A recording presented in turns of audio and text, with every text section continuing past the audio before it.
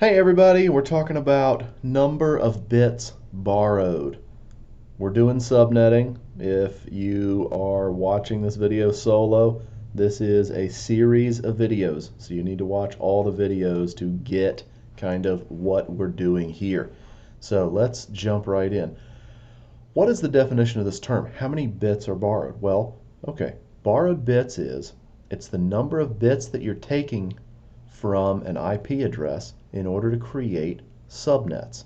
So if you borrow more bits from an IP address to create hosts, or excuse me, to create subnets, you're going to have fewer bits left for hosts. So they are in tension with one another. So take a look at our example network here. Sticking with our 10 dot internal network, sticking with that /26, four subnets, 64 total hosts. The subnet mask is going to be what for /26? It's going to be .192 at the end of it. So let's look at our example octet here. Write out your 4 dashes. Write out your 4 dashes. Now, if you convert this to binary, right, there are 26 ones in this binary IP address. So the first 3 octets are all ones, and then the last octet here is 11000000. And the 1 and the 1 in this last octet here are the 2 bits that are used to create 4 hosts. And you can see it right here. This is subnet, subnet, and these 6 are for hosts. So you're borrowing 2 bits here in order to create 4 hosts. And the reason is you need 2 bits of binary in order to create 4 different numbers. 2 bits of binary, okay, right? They are 0, 0, 0, 1, 1, 0, and 1, 1 in binary. And those 4 binary numbers translate to 0, 1, 2, and 3 in decimal. So you have a total of 4 numbers that you can assign to subnets to create subnets, right? And that leaves you with 6 bits that you can hand out to each subnet. So let's say your subnet code was 0, 0, right? Well, then you can have you have 6 bits to hand out to hosts on the 0, 0 subnet. And it's the exact same thing if you go, if your subnet is 0, 1, if you're working in the 0, 1 subnet, then you still have 6 bits to hand out to all those hosts on that separate subnet, right? So how many, this is a bonus, we haven't gone over this yet, you may know this. How many total hosts will be in each subnet, right? For 6 binary bits, how many hosts can you create with 6 binary bits?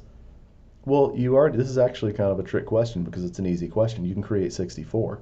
You can create 64. You need 6 bits of binary to create 64 hosts. Why? Well, think back to your math, right? So this place value right here is 32, right? 32, 16, 8, 4, 2, 1. And if your binary number, the largest binary number that you can fit into 6 places of binary is what? It's 1, 1, 1, 1, 1, 1. And what does that translate to into decimal? Convert 1, 1, 1, 1, 1, 1 to decimal. Well, it's 63. Well, however, these can be all zeros. You can have 0, 0, 0, 0, 0, 0.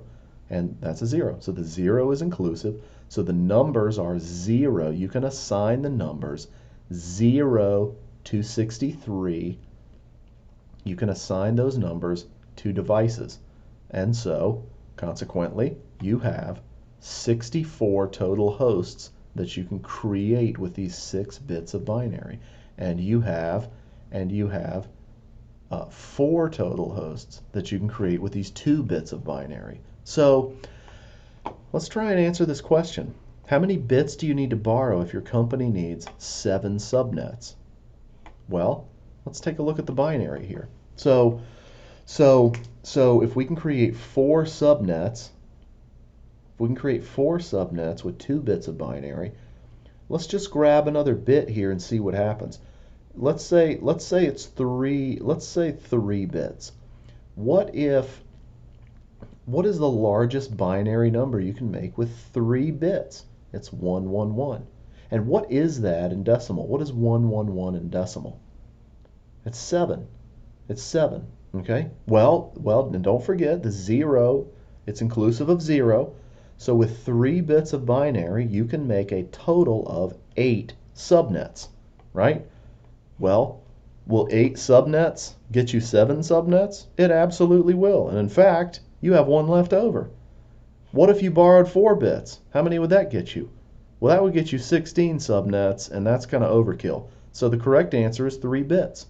3 bits. 3 bits will get you 8 subnets, so you definitely can make the 7 you need, and you have one left over that you can use in the future. So there you go. That's the correct answer. That is it. That is all there is to number of bits borrowed.